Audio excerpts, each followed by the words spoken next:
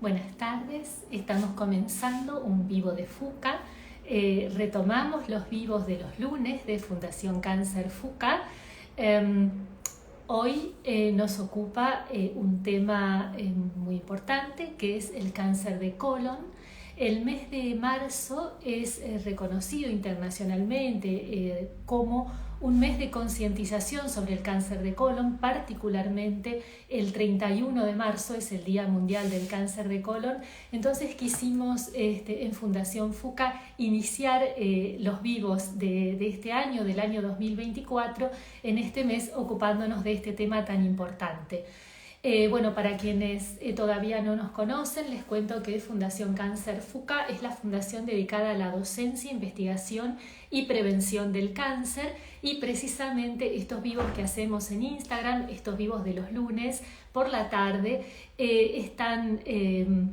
los estamos haciendo cumpliendo esta misión de llegar a toda la comunidad con información de calidad para la prevención y detección temprana del cáncer. FUCA se ocupa también de promover la capacitación médica en oncología, otorga becas a médicos para realizar la carrera de oncología clínica, y tenemos además un centro de investigaciones oncológicas. Así que bueno, aprovecho estos pocos segundos mientras se va sumando gente. Ya somos 8 aquí para contarles un poco sobre FUCA. Les cuento también que estos vivos se graban y luego se suben, bueno, tanto al canal de Instagram como al canal de YouTube de Fundación FUCA. Les voy contando entonces que hoy nos van a acompañar dos profesionales, dos médicos especialistas en oncología clínica. Por una parte va a estar la doctora Julia Ismael, que ha sido directora del Instituto Nacional del Cáncer, es exdirectora de lo que le llamamos el INC, y actualmente se desempeña en la firma GEDIT, y además es directora del programa de cáncer de colon de Fundación GEDIT.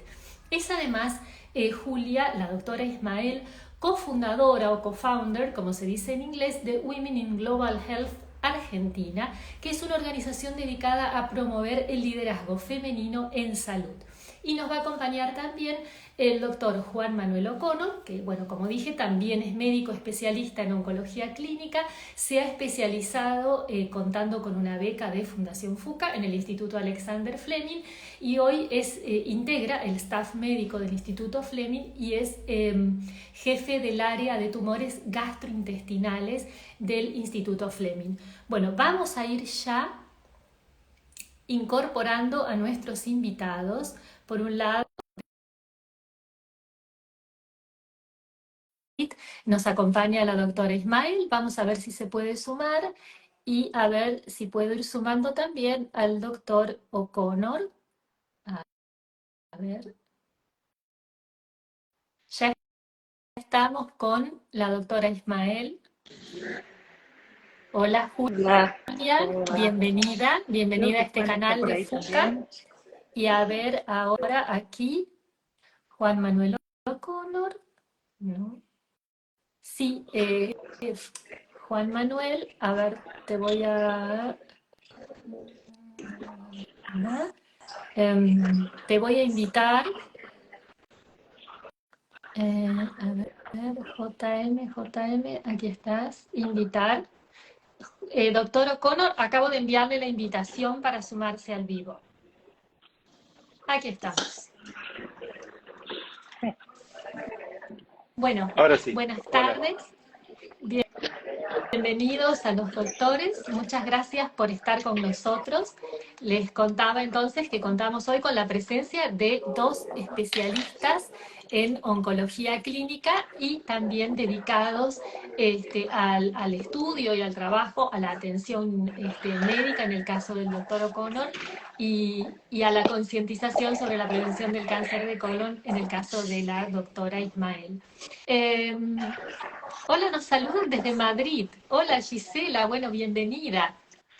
Eh, bueno, vamos a comenzar. Tenía pensado comenzar con una pregunta para el doctor O'Connor. Me gustaría, como para empezar a poner para el doctor O'Connor, empezar a poner en contexto ¿Qué es exactamente el cáncer de colon? Porque a veces decimos cáncer de colon, cáncer colorectal, adenocarcinoma. A ver si podrás, doctor, precisarnos un poco estos conceptos.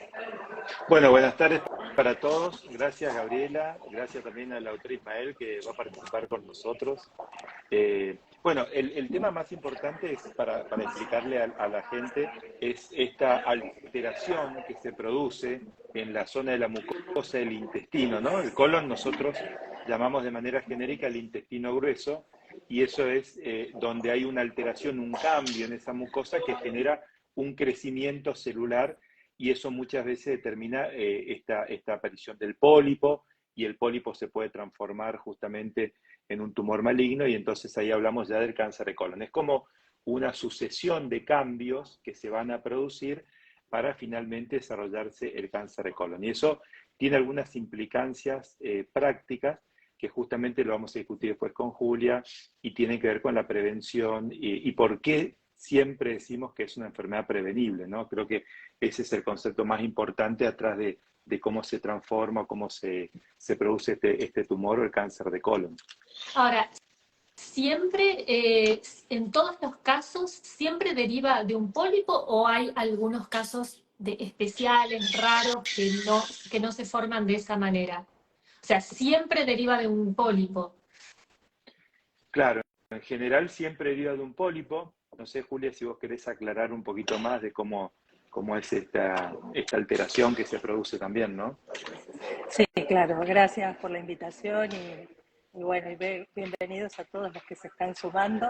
Efectivamente, la lesión premaligna es la secuencia pólipo-carcinoma que lleva un periodo de desarrollo de alrededor entre 5 a 7 años.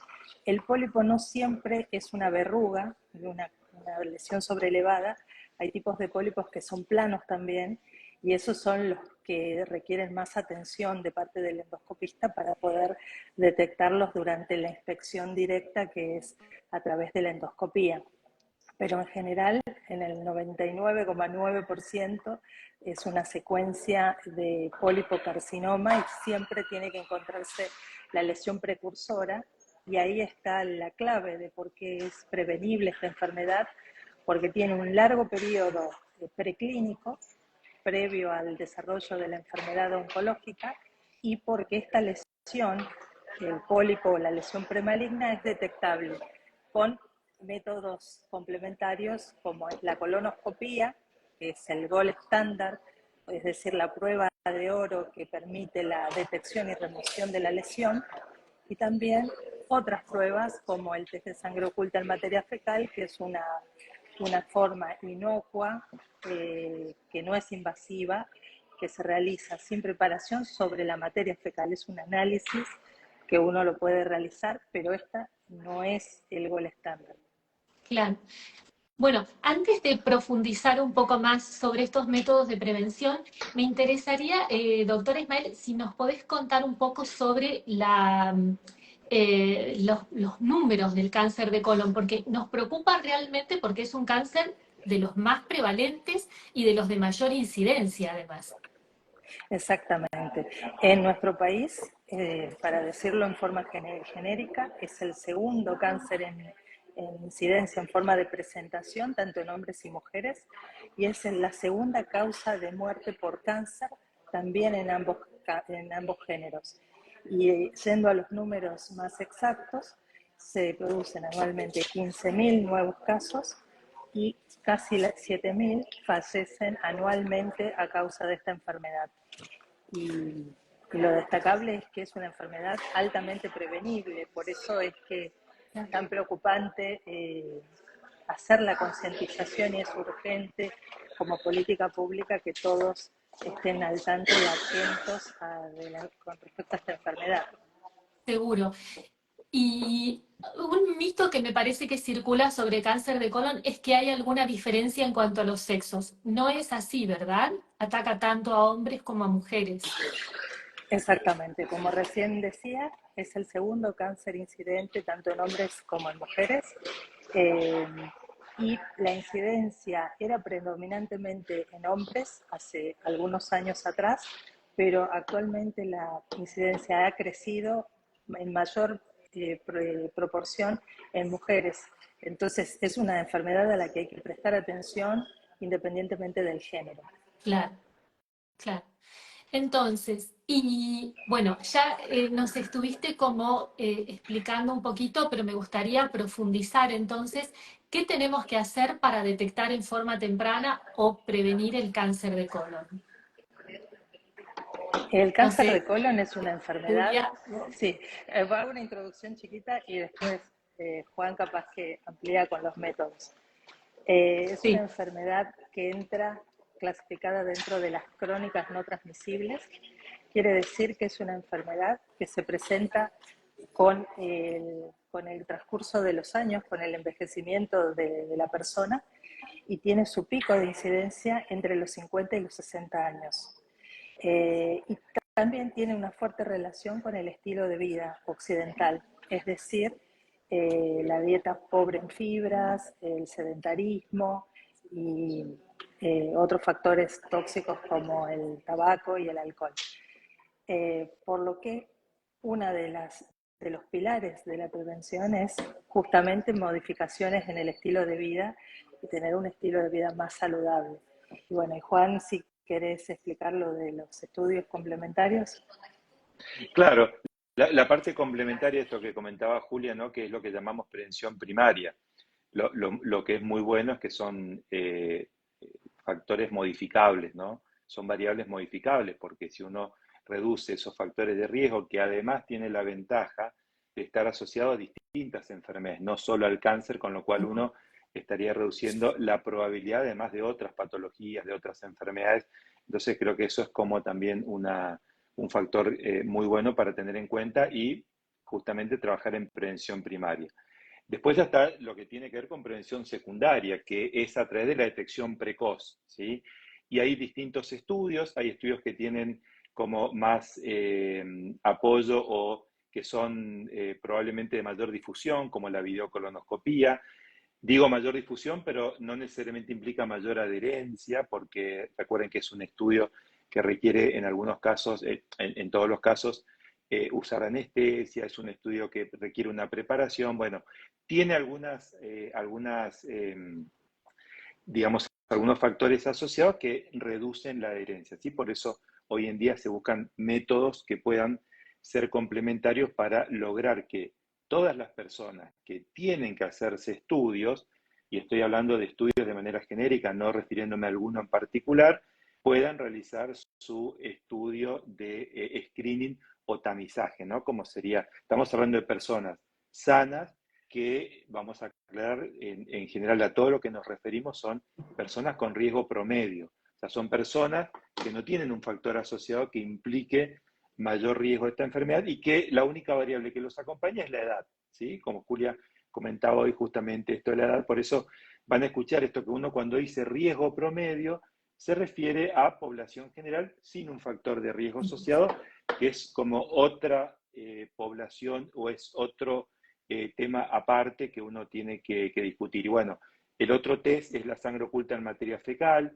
que nos puede ayudar para determinar que esa persona tiene un pólipo o tiene un pólipo de riesgo, entonces lo vamos a detectar en la etapa precoz, en toda esa secuencia que decía Julia de pólipo-carcinoma, y entonces si yo logro detectarlo de manera precoz y a su vez tengo un diagnóstico a través del estudio complementario, que sería ahí la videocolonoscopía, yo cambio la historia natural de la enfermedad.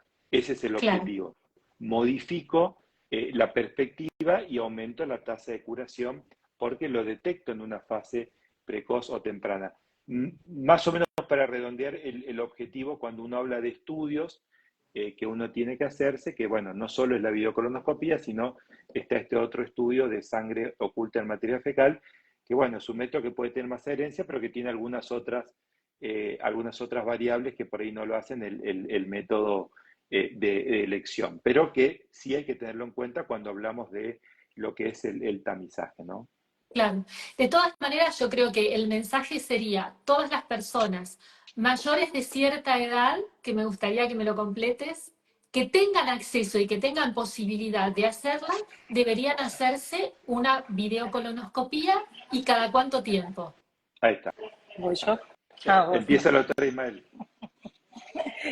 Bueno, la prueba es la colonoscopia y deben realizarse todas las personas cumplidos los 50 años, siempre y cuando tengan acceso a la colonoscopia.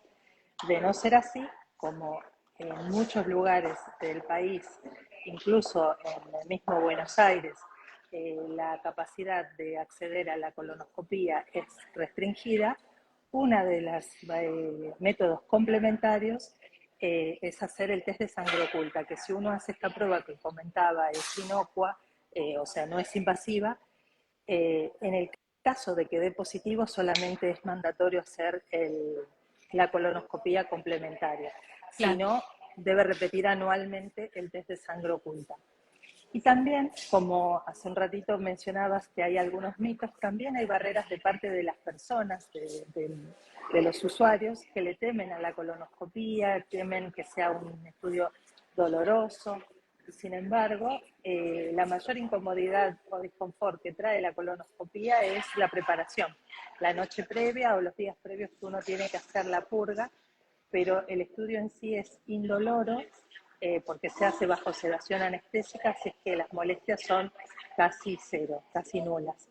Eh, mínimas, ni te das y cuenta, cada, te dormís y exacto, te despertás y con decís, ya un está, lindo, ya sí, está.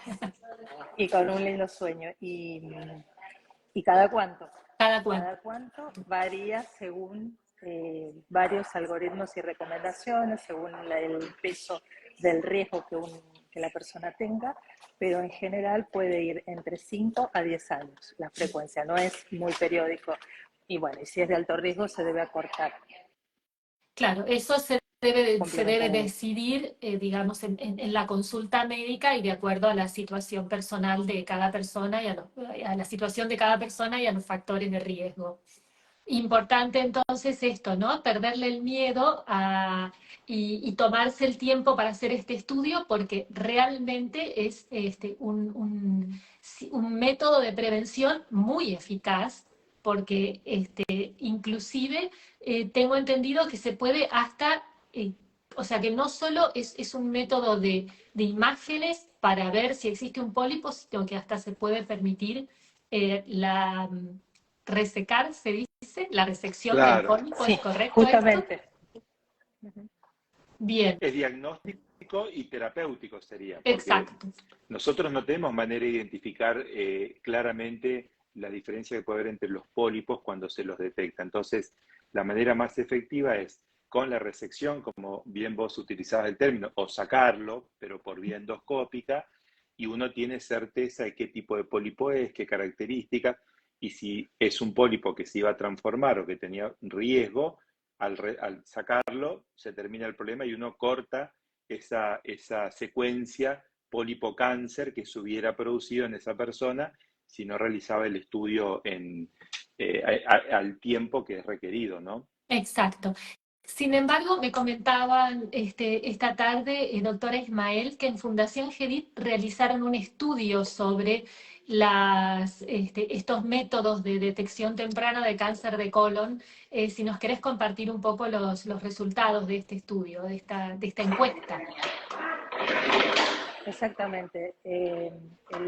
La población alcanzada a la encuesta que esa Fundación GD en general es población que vive en grandes urbes y con alto nivel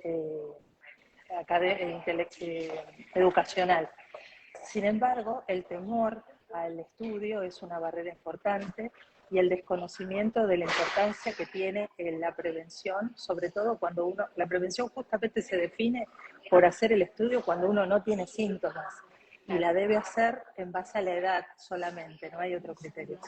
Y la otra cuestión que nos resultó muy significativa, un hallazgo importante, es que los mismos profesionales o los médicos de cabecera que tratan a la gente que respondió a la encuesta, no se los recomienda. Cuando le pide un chequeo de rutina, no incluye el estudio de la prevención de cáncer de colon entre la rutina.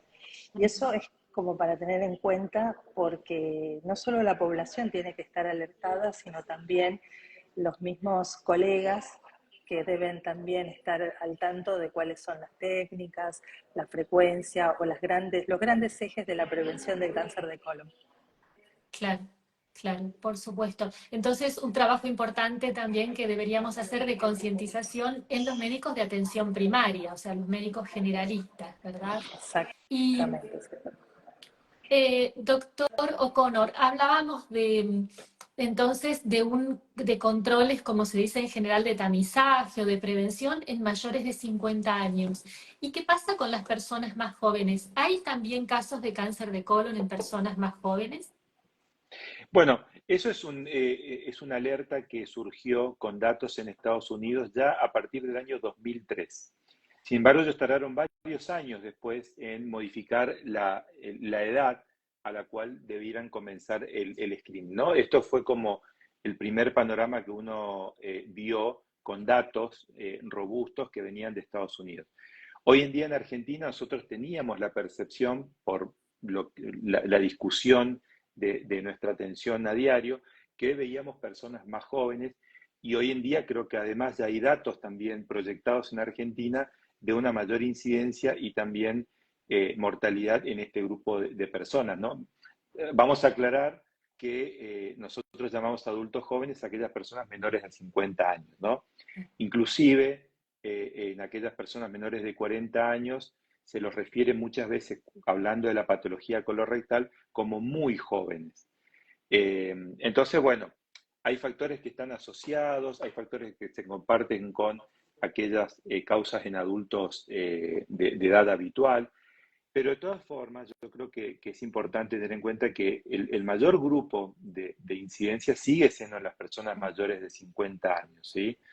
Entonces, por eso hay un gran debate. Julia puede dar su opinión, ella conoce muy bien el tema, de si bajar o no bajar la edad del screening, ¿no?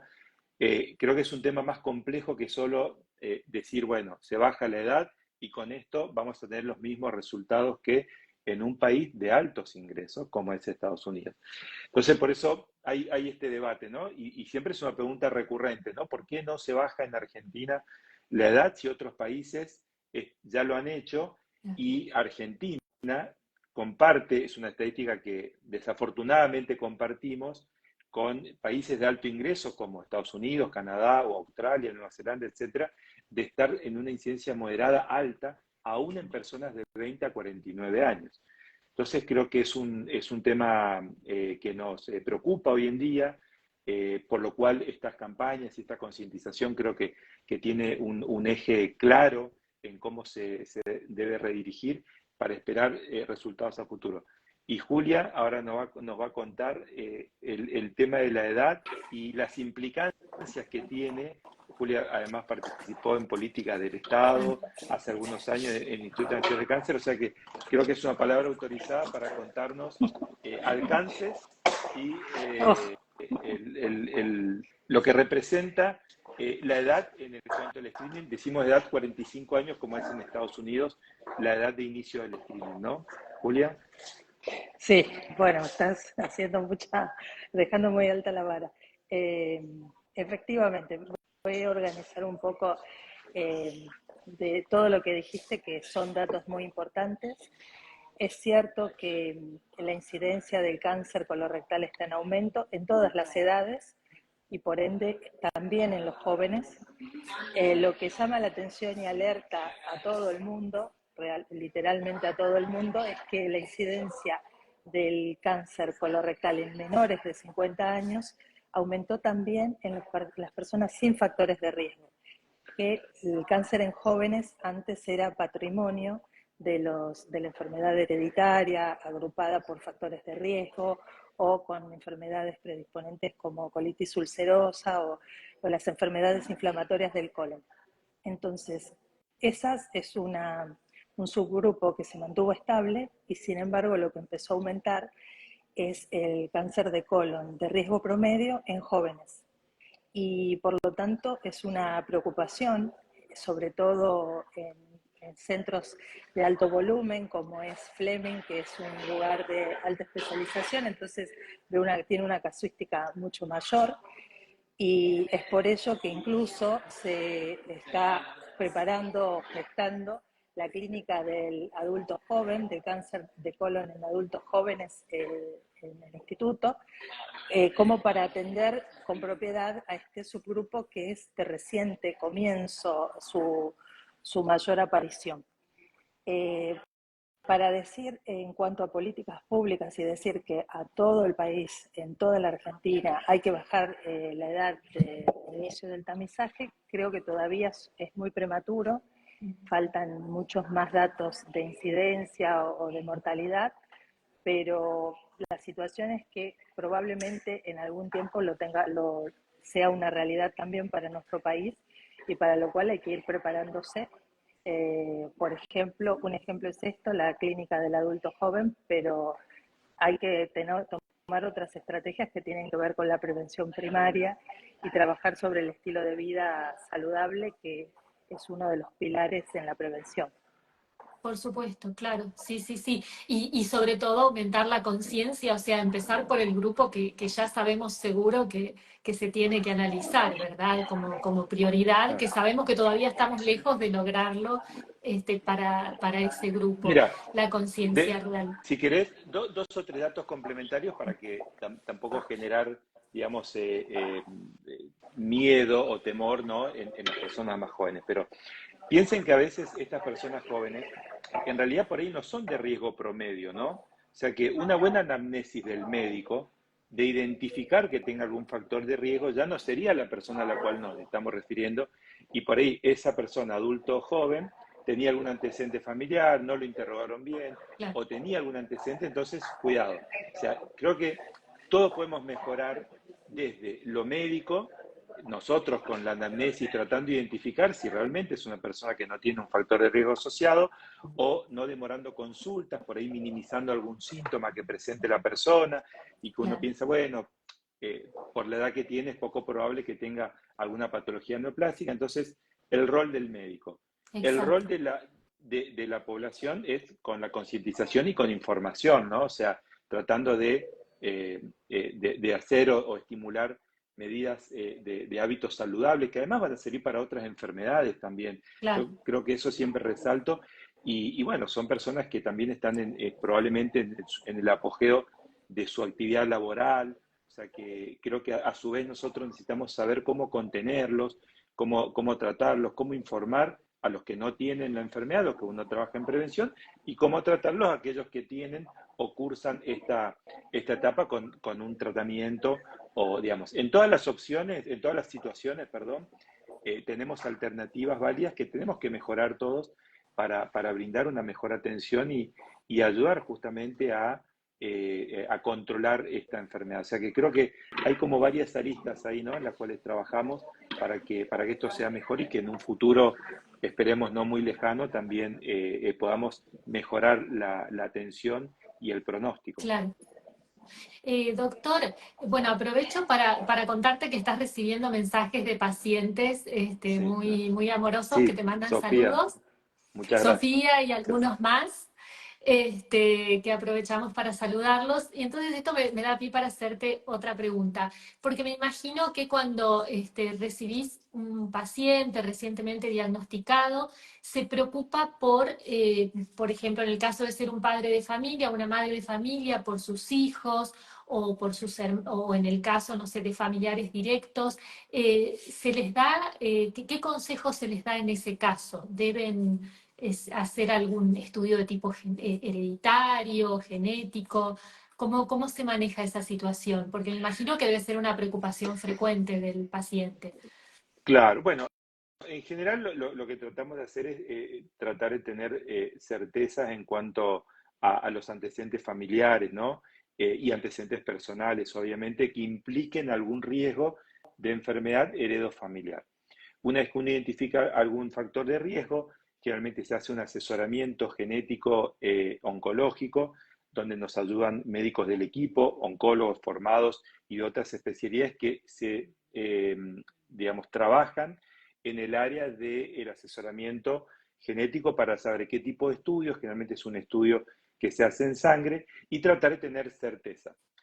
Porque eso puede tener, ya estamos más allá del tratamiento, ¿no? Claro, Estamos viendo implicancias para la persona y eventualmente para sus familiares directos que claro, quizás tengan que hacer estudios justamente como parte o medidas de prevención, pues ya estamos hablando de un grupo de personas con riesgo aumentado, ¿sí? exacto. No es el mismo grupo que nosotros decimos o llamamos de manera genérica riesgo promedio o personas sin riesgo, pero por eso justamente el equipo de trabajo multidisciplinario necesita también incorporar este grupo de médicos y una correcta valoración de antecedentes heredos familiares. O sea que eso me parece que también es importante. Creo que hoy en día en distintas instituciones se trabajan con grupos donde ya hay un genetista o un asesor que los va a acompañar o nos va a ayudar para también determinar qué tipo de estudios, qué tipo de controles tienen que hacer, ayudar a contenerlos, ¿no? Por el miedo que esto implica y evaluarlos de una manera más abarcativa, comprensiva, para tratar bueno, de encaminar un poquito qué tipo de estudios, qué controles, Claro. cuál es la secuencia adecuada en esas personas que tienen un riesgo adicional, ¿no? Claro. Doctor Ismael, acá aparece una pregunta relacionada con la anemia. La anemia es a ver, leo, ¿no? La anemia es un factor de alerta y los médicos clínicos no analizan la causa, sino aumentar el hierro con pastillas o transfusiones. ¿Puede ser la anemia una alerta de cáncer de colon? Exactamente, y puede estar acompañado de pérdida de sangre o cambios en la coloración de en la materia fecal. Así es que, tal como les comentaba, que fue un resultado de la encuesta, efectivamente muchas veces nos falta un poco más de alerta entre los propios colegas médicos de cabecera y que estén un poco más atentos respecto a esta enfermedad. Claro, Y en lo que decía Juan también, dentro del equipo que atiende a los adultos jóvenes, también debería estar el asistente social y la psicooncóloga, ¿no? Que efectivamente forman parte del grupo tratante porque necesitan un abordaje integral. Las personas, como decís, están en una edad de la máxima productividad laboral, tienen los hijos chicos normalmente y son muchos frentes que lidiar además de la enfermedad. Entonces, muchas veces se necesita el apoyo no solo de la familia y el grupo cercano, sino también de profesionales que nos ayuden a encauzar por dónde empezar cuando uno está en esta situación. claro. Claro, hablamos siempre en las charlas de FUCA con profesionales de que en todos los casos en cáncer se trata del abordaje multidisciplinario, de un trabajo en equipo, ¿no? Y quizás, uy, se nos fue la doctora Ismael, quizás entonces, Juan, nos podés contar un poco cómo es este trabajo en equipo. Bueno, nosotros lo que tratamos de hacer hoy en día, la oncología se ha complejizado bastante, entonces en el mismo grupo de trabajo, ¿no? Están incluidos un poco lo que decíamos hoy, inclusive la parte de nutrición, ¿no? Que es un tema importante, creo, tanto para acompañar al paciente durante el tratamiento, pre-cirugía, post-cirugía, o sea, tiene un rol que creo que es cada vez creciente, ¿no? Dentro del grupo de trabajo, psico-oncología, el médico oncólogo, radioterapeuta, cirujano, o sea, realmente la calidad, yo creo que siempre nos preguntan, bueno, de los avances y la innovación en oncología. Y a mí me parece que constituir un grupo multidisciplinario es uno de los avances más importantes. ¿Sí? Uno siempre piensa bueno, obviamente, en tratamientos nuevos, estrategias, pero yo creo que el hecho de poder trabajar en un grupo donde uno puede discutir las opciones, tiene la opinión de distintos especialistas, no tengo duda, eso yo lo he aprendido también de mis grandes profesores, que la generación de un grupo de trabajo es algo no negociable. Claro, Si queremos mejorar la atención y dar contención a esa persona y a la familia, necesitamos tener un grupo de trabajo, así que para mí creo que es uno de los puntos más importantes de lo que se ha ganado en oncología, ¿no? En distintas instituciones. Hoy en día vas a ver que en distintas charlas todos hablan de lo que es MDT, lo ponen, ¿no? Como grupo multidisciplinario. Y me parece que es muy valorable resaltarlo, ¿no? Por un poco todo lo que hemos conversado a lo largo de esta charla. claro. Claro, claro. Y hablábamos mucho de los hábitos de vida tan importantes en la prevención, pero seguramente en la fase de tratamiento también es importante, ¿no? Hoy en día creo que se remarca mucho esto, hacer actividad Totalmente, física. claro. Bueno, ahí está el otro punto, ¿no? También siempre focalizamos en la alimentación, no olvidarse la actividad física. O sea, yo creo que la actividad física es una parte importante. Yo debería hacer un poco más de actividad física, debo reconocer, pero bueno, creo que sí es importante tenerlo en cuenta, además de los hábitos saludables. Julia puede comentar que lo tiene mucho más presente los datos en Argentina de lo que son la alimentación, ¿no? Con la encuesta de factores de riesgo, si querés, ella tiene los datos inclusive un poquito más frescos, de lo que consumimos los argentinos, para que tengan en Amish, cuenta Ujú. de por qué estamos así muchas veces, que hay algunas causas que podríamos mejorar. No sé, Julia, si Sí, querés comentar me esto. súper en interesa, verdad, sí. sí, sí, es de la última encuesta nacional de factores de riesgo del año 2018, no hay datos posteriores a ella, y que la mayor parte de los argentinos consumen menos de 3 porciones de frutas y verduras al día y no realizan ninguna actividad física, y sobre todo eso tiene una mayor proporción en las personas de menores ingresos. Y por lo tanto, que siempre en un momento se pensaba que el cáncer de colon era una enfermedad de personas de altos ingresos, en verdad los factores de riesgo afectan mayormente y por todo lo contrario a las personas con menores ingresos debido a su dieta rica en hidratos, pobre en fibras, la poca posibilidad que tienen de hacer actividad física regular, más allá del trabajo físico que puedan realizar. Así es que realmente también los factores de riesgo también tienen un sesgo de mayor preponderancia hacia las personas de menores recursos. Y por eso es que es un problema de política pública, porque es algo de lo que el Estado debe ocuparse, sobre todo de las personas con menores ingresos. Así que Claro. no sé si querés que hagamos unas highlights como para ir redondeando sobre las principales recomendaciones, pero creo que Sí, ya volvimos sobre lo mismo, sí. que Pero súper, los... perdón, súper me Sí, parece. Hagamos como un cierre, los invito a cada uno de los dos a hacer esto, a hacer un destacado, el mensaje que realmente queremos que todos nos llevemos de esta charla. ok. Bueno, primero las Ahí, damas, o no. ahí está. Eh, bueno, principalmente creo que hay que poner el foco en la prevención. La prevención tiene dos fases. La prevención primaria, que es actuar sobre el estilo de vida, y el estilo de vida saludable tiene que ver con mantener un peso adecuado, consumir regularmente fibras, evitar el alcohol y el tabaco. Eh, y por otro lado, la prevención secundaria, que es la detección temprana de la enfermedad.